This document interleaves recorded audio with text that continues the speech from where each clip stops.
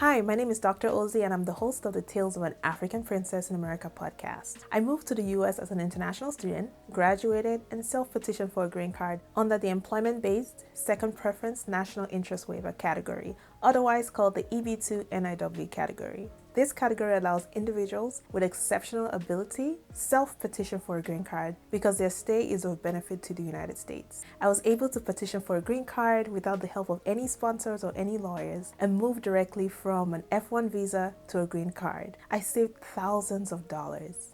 I've written an ebook titled F-1 Visa to Green Card to help qualified individuals successfully self-petition for their green cards under the EB2-NIW category. This ebook contains templates to help you get started with your application, cover letters, petition letters, recommendation letters, how to ask for recommendation letters. It contains information on traveling while your application is pending. It contains my interview experience and list of all the documents I submitted. It also contains my credentials at the time that I filed for my green card. To get a copy of this ebook, go ahead and check in the description portion of this video. And if you have any questions, send an email to talesbydrozy@gmail.com.